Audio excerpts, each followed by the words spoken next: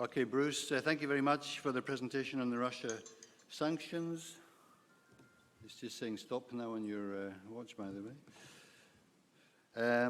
We're now moving on to the theme of the conference. The theme of the conference, as you know, the environment is everything in shipping decision making. And that is the theme of this panel. Our moderator is Gaurav Mulwani, Managing Director of Shipping Finance at Standard Chartered. On the panel, we have Renee Kofod Olsen, who is the CEO of V Group, Michael Parker, who is the Chairman of Global Shipping, Logistics and Offshore at Citi. We have Mads Peter Zacho, who's Head of Industry Transition at the Maersk Mc-Kinney Møller Center for Zero Carbon Shipping. And we have Josh Standerwick, who's CEO of Maritime London. Gaurav, over to you. Thank you. Thank you, Kevin.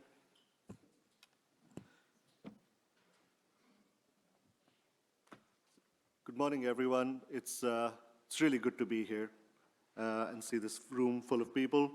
And I also have the pleasure of moderating the first panel of the day.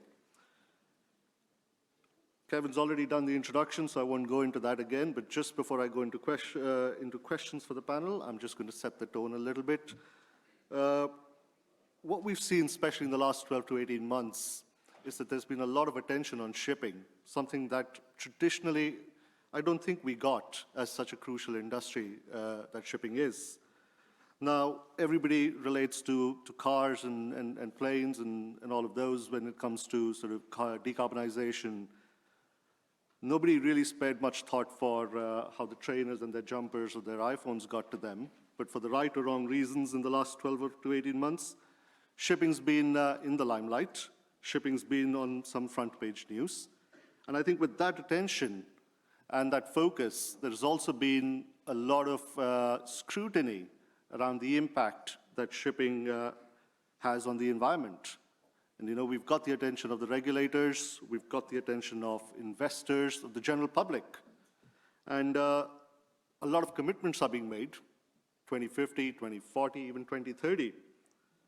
And I don't think anybody can bury their heads in the sand anymore and think that's too far in the future. I think a lot of those commitments to come true needs to have some decision making that happens today. And I think that is really what I'm going to sort of explore a little bit further with the panel. So starting with the questions, and Renee, if I can start with you on my left. Sure. I think it's good to have you here. We see a lot of inputs from financiers, from owners.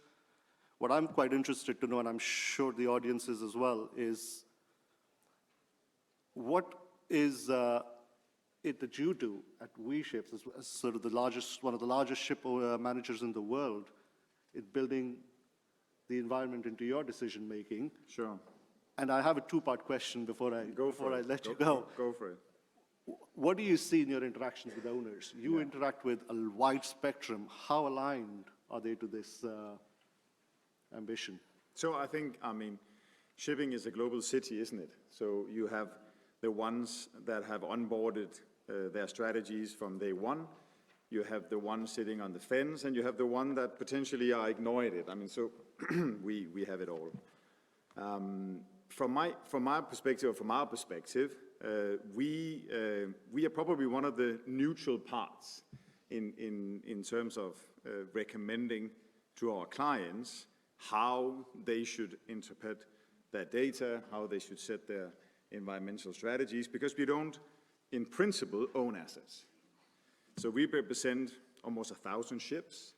That means terabytes of data that we can serve to our clients, we can analyze for our clients, and we can certainly get into discussions with our clients about their forward sort of looking strategies on modifications, on building, on how they should set the CapEx deployment of the future.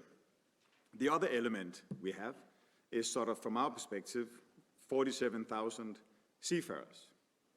And so we have a vast input from the people who actually do the job on the ships. What works, what doesn't work, What are potentially the solutions for the future? What are likely not? What are the long-term solutions for the future? What are the interim solutions for the future? So we see our value in this to be the neutral partner. We probably are rather unbiased. I come from a background of ship ownership my entire life, and so I'm relatively new into this fabulous industry, which, just like the sort of environmental challenges right now, are also standing to recarve our strategies to play that partnership role, where we are getting away from just, and I say that in not provokingly, being a transactional solution provider, but actually creating value for our clients. We simply need to do more. So when you're asking me from a ship manager's perspective, we gotta do more. We gotta do more with the data we have. We gotta serve that to our clients and come up with proposals for how they can adapt to this massive challenge for all of us. Okay. Thank you, René. Next question, Michael, on Poseidon Principles. Now, it's a great initiative. It's about integrating, just trying to get the tagline right, it's integrating climate considerations into lending decisions. And I think that is a very fitting line for this panel. Now, Standard Chartered Bank is a signatory. I think at last count, I believe you have 27 banks signed up. You've got 185 billion represented in shipping finance globally. So my question to you, and again, a sort of a two-part question here. As banks are collecting this data, they're reporting these results, are you starting to see in your interactions a significant shift happening in lending decisions as a result of this? And or is that still further down the road? And I guess the second part of that question really is, what's next? We're at a certain point. What do you see next for Poseidon Principles going forward? Thank you, Gaurav. Let me first of all congratulate Kevin and others for the title, The Environment is Everything in Shipping Decision-Making, because it's not just shipping. The environment is now everything in every decision-making of finance and industry. And it's very important that the audience here and in the other fora that we have in this industry understand the importance of this industry. Everyone's Scope 3 emissions are their supply chains. And so the role of the shipping industry, which was clear from the effect on supply chains because of COVID and is now clear because of the global political situation, shipping is the most important industry for every other industry when we're looking at the environment. And it's very important the industry understands this and recognizes why the pace of decarbonization shipping is so important to everyone else, and why the industry mustn't fall back into its traditional way of sort of hiding in the corner and hoping it'll all go away. It won't, and it's very important we embrace it. In answer to the first question about what impact have we had so far, it was Hugo de Stoop, who's now busy with the potential Euronav Frontline merger, who during our drafting negotiations talked about carrots and sticks, and he essentially said to me, you know, we need to have incentives, we need to have lower margins. And I said, well, let's have the sticks first, and then we'll think about the carrots. From what I have seen, neither the stick nor the carrot has been large enough so far. But we have clearly seen the influence of the Poseidon Principles through what we've used, i.e. the DCS data that ship owners have to provide. We've seen the influence of that in decision-making, but I would say it's only just beginning. And part of the reason for that is what happened at COP26, or before COP26, which Abhishek referred to, which is the Net Zero Banking Alliance, the Net Zero Assurance Alliance, the asset managers, the combination of the $130 trillion of finance led by Mark Carney, which is going to be focused on financing the decarbonization. And I think as those of us who are signed up to the Net Zero Banking Alliance meet the commitments we've made around forecasting the emissions in our loan portfolios across every sector, so there will be real decisions. In the context of Citi, we issued our TCFD report in February or March, included in which were actually forecasts for the emissions in 2030 of our energy and power portfolios. So this is now getting out into the public domain where our regulators, our shareholders, will hold us to account for the commitments we make. In terms of the future, I think you pitched it right, and as a signatory, I'm glad you did. I think we, as a group of shipping banks, have done something no other industries, financiers have done yet, and we did this nearly 3 years ago. We were accused of being ridiculously overambitious then, and then in the lead up to Glasgow, what I called friendly fire from certain people I know well in the Global Maritime Forum suggested we weren't ambitious enough. Because, of course, in a way they were right. We were, and I was closely involved in the Getting to Zero Coalition's call to action, we were asking people to sign up to ask governments to tell the IMO to shift its ambition to 100% rather than the 50% they currently have. And I think that is the direction we are going. We've used, because of the IMO as a global regulator, and for all the criticism one can make of it, shipping is very lucky to have a global regulator because it does bind something that is relevant for all of us and for global trade. But we cannot be governed by the pace at which governments reach agreement, because obviously there's a lot of consensus needed, a lot of political decisions made which we're not part of.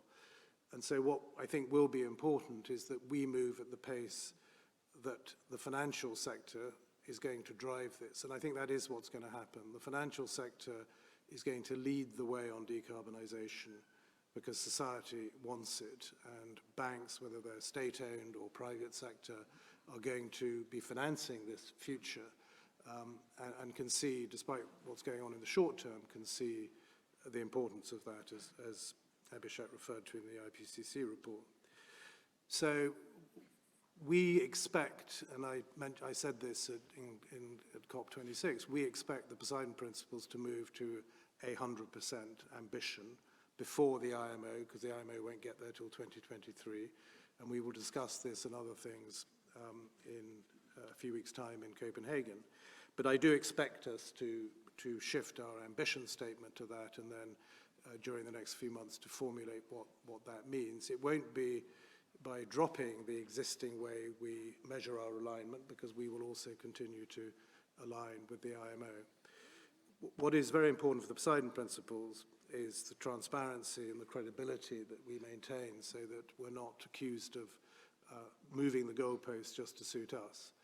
And as Julian Bray, sitting in the front row, was very pleased to note that both Citi and Soc Gen's alignment last year was significantly worse than the previous year because of this anomaly around how the passenger shipping, and particularly the cruise industry, emissions were calculated. There were no ships sailing, but there was still fuel being used, and it had a distorting effect. I think the other thing, and then I'll shut up, is we have set the pace for what, through the Rocky Mountain Institute Center for Climate Aligned Finance, are going to come out with for the steel industry very soon, and the aviation work has started, and they are following what we did with the Poseidon Principles. They'll have to choose, obviously, their own way of measuring the emissions from those sectors. But we started something in shipping which we should all be very proud of, but it is a collaborative effort with the ship owner, and let's be clear about that. We have to help them with this transition and help them finance the new zero-emission world in future. Thank you, Michael. And yes, no, I agree. I think it has to be collaborative. And whilst we set our targets and ambitions, I think it's also good to do sort of a good segue into hearing how we're going to actually get there. So Mads, in this path to decarbonization, this path to zero carbon shipping, and I know there's lots of variables, there's a lot of stakeholders involved, but from your perspective, what do you think is going to be the greatest enabler that gets us to this?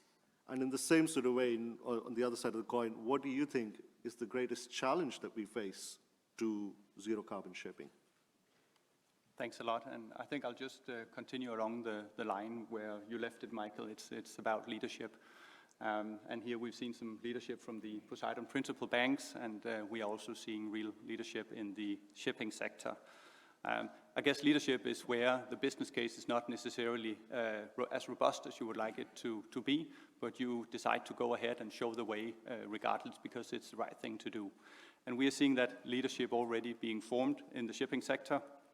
We see that companies like Maersk, like NYK, like Höegh Autoliners, like Norton and so on are offering the green shipping services. They're investing into the alternative fuel vessels and showing some real leadership here. And I think that's probably one of the most important enablers, and then we need to get the tail of the industry to follow as quickly as possible so we get this transition going. I'll also touch on regulation. I think that's another important enabler. We do have the cost spreads between fossil and alternative fuels being relatively high, so leveling the global playing field with a carbon levy through the IMO is of course what we all would be hoping to see, but in the absence of that in the short term, we do see some very significant leadership also here from the EU, from the emissions trading scheme, from the EU Fuel Maritime and other initiatives that will really put the pressure on the shipping industry to make sure that decarbonization takes off. So I think those are around the most important enablers, the leadership being shown in the industry, and also regulation is a very important one. As it comes to the challenges, I'm really not going to talk a lot into this.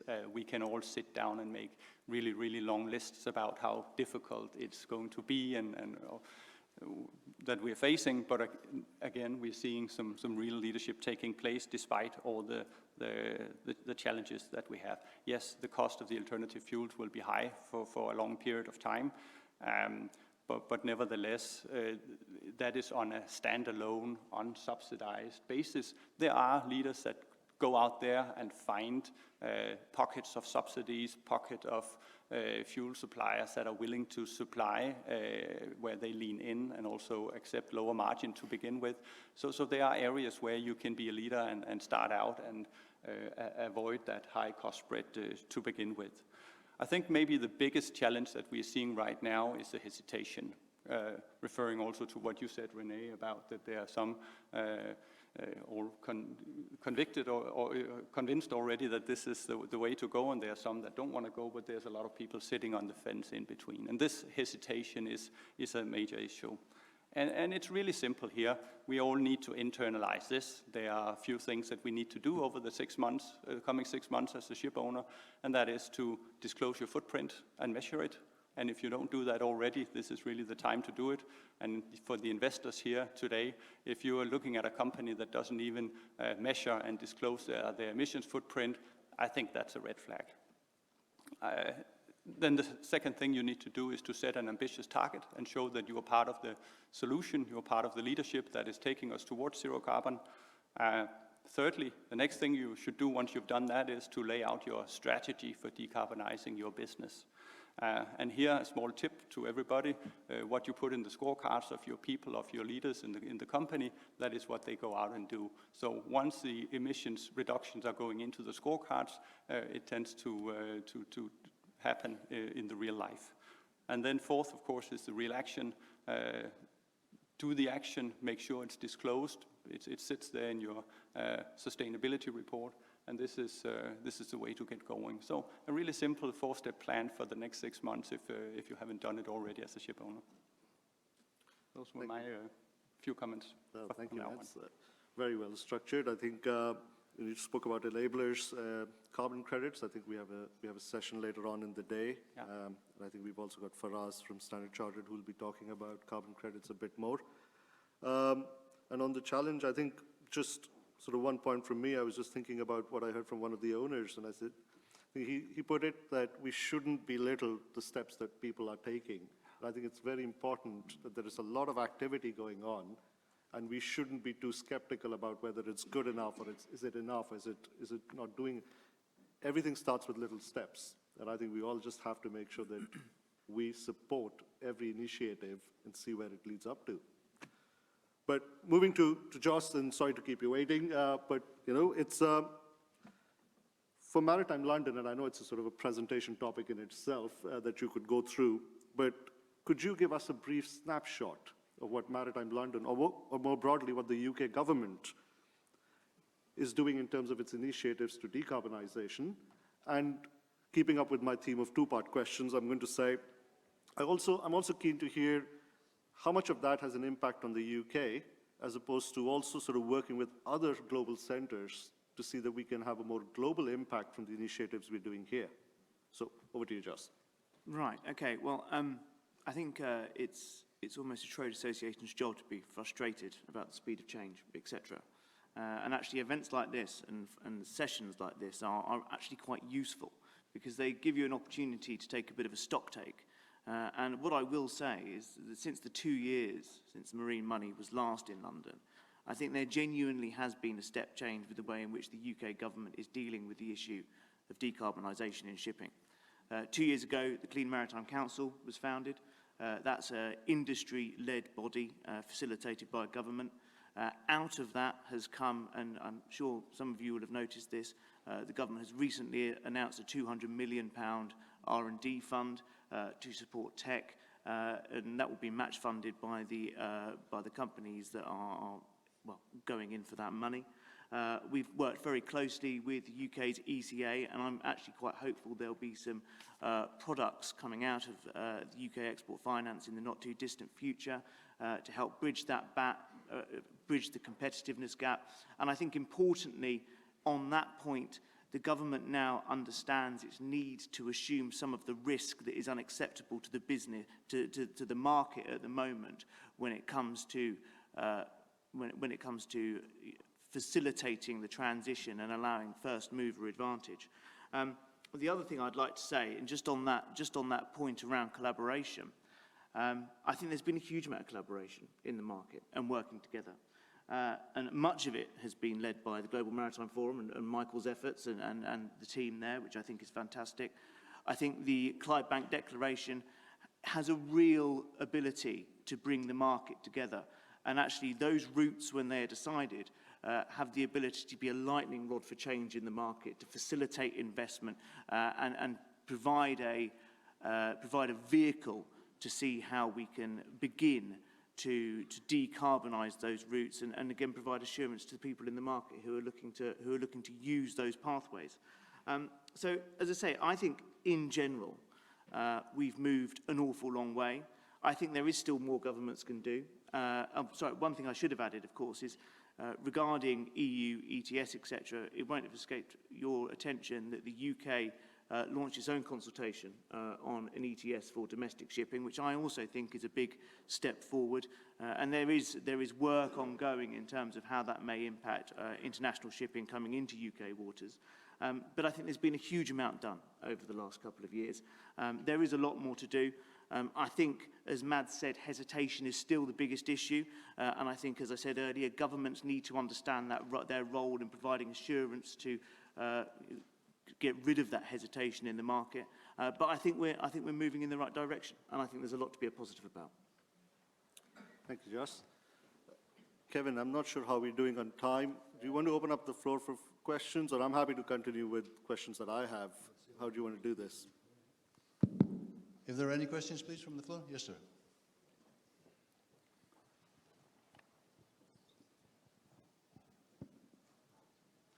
Thank you. Tom Washington, S&P Global Commodity Insights. How is inflation affecting, or indeed how will it affect, provision of finance for the energy transition? I'm sorry, could you repeat that question? I'm not sure. Inflation is becoming an ever more pressing point. How is that affecting for financing the energy transition? Anyone on the panel wants to? Is that you, Michael?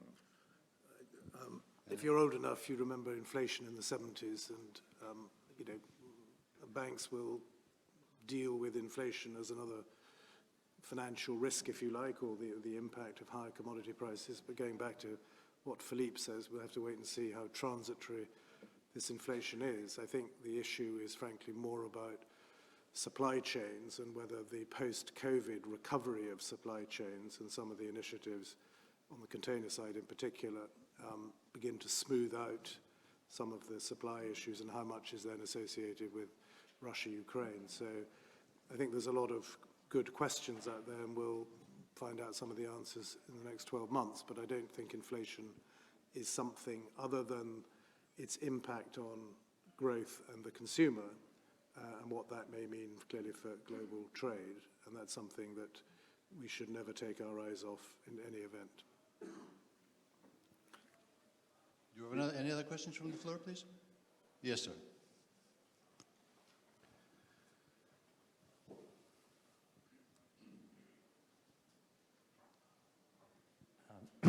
Tony Foster from Marine Capital. Another one for you, Michael.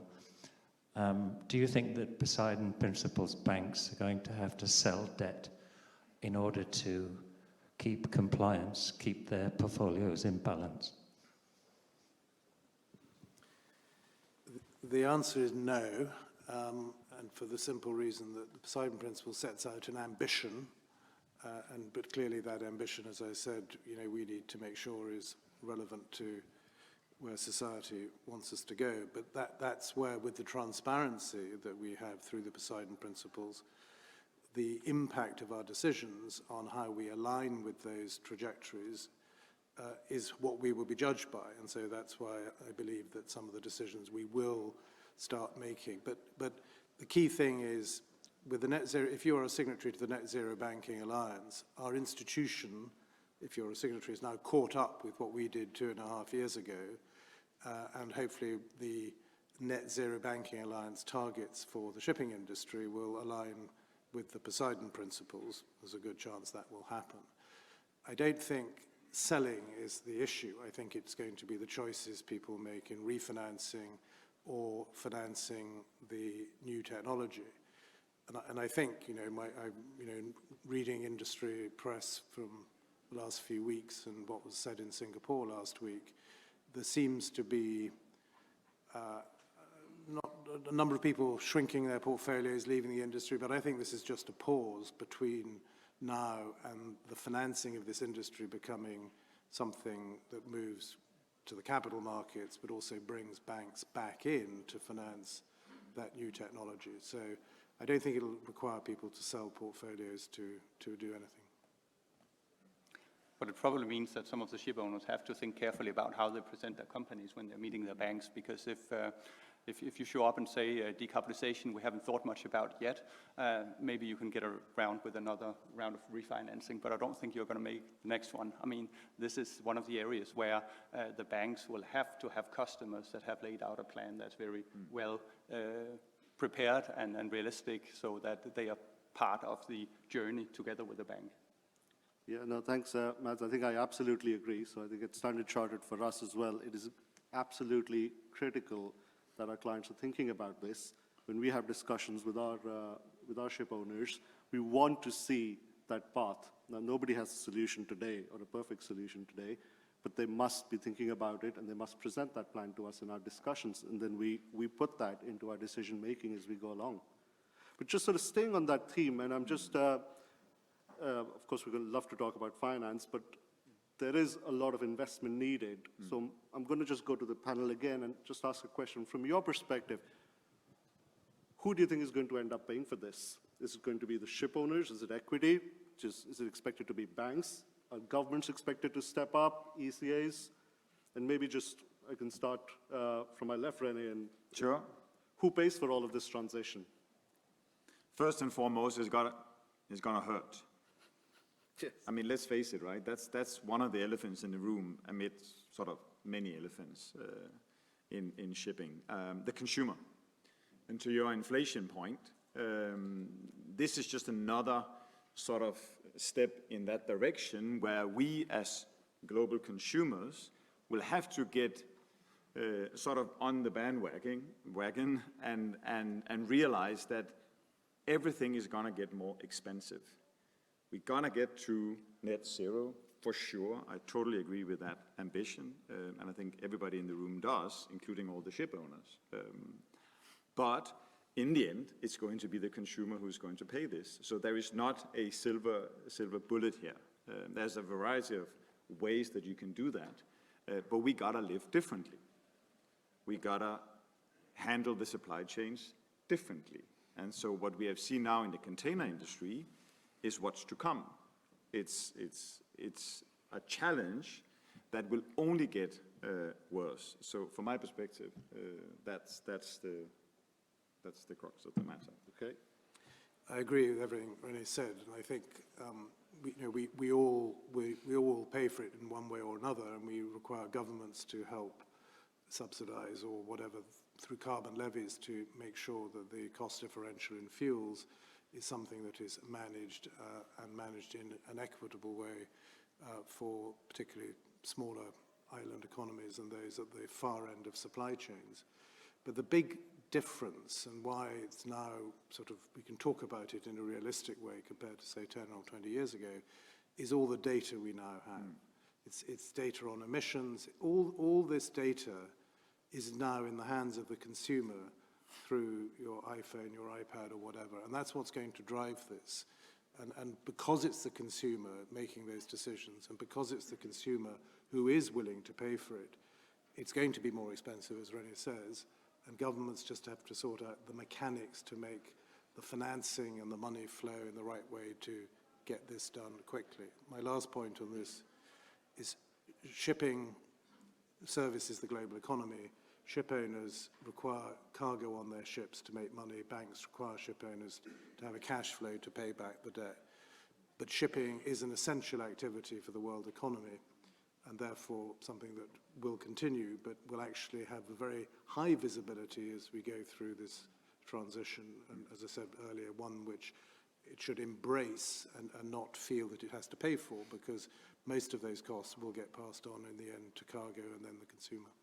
Yeah, there's no way around getting it to the consumer. I guess for the economists in the room, that the long run elasticity of shipping supply, it's very high. So there's no room for moving the prices for the suppliers. And for the economy, or for the financiers here, I guess they will think that the long-term return on shipping is not higher than the cost of capital. So there's no room in the margins, and the ship owners will probably say, well, we can't bloody afford it. So I think it's pretty clear it's not going to be absorbed by the shipping industry. It's going to end up with the consumers. But that's fine. It's not going to be a very high overall price increase on the average consumer goods once the cost of transforming the shipping sector to zero carbon is done. It's very low single-digit percentage increase in cost. So it's just about getting it done and in a smooth and predictable manner. So I don't think it's going to be very much of a problem for the consumer. I totally agree on that. And say, obviously, the consumer will pay in the end. But we can't forget how effective the shipping industry is at moving cargoes and how cheaply we do it. And therefore, I don't think it's going to hugely impact those people in the shops because we are so good at what we do. But just to go back to the points I made earlier, I do think ECAs have an enhanced role to play to get those first movers and to speed up the transition. And I also think, as Michael said, capital markets and institutional investment will have a far bigger role in the market. As far as I can see, the problem is equity, not debt, to get through this transition. And ship owners are going to have to change their corporate models, or some ship owners are going to have to change their corporate models to attract that sort of investment. And I think that's a really important takeaway. Thank you. I think that's all we have time for. So thank you very much for everyone on the panel. Thank you, Kevin, for organizing this. And look forward to a great day ahead. Thanks, everyone. Thank you. Thank you.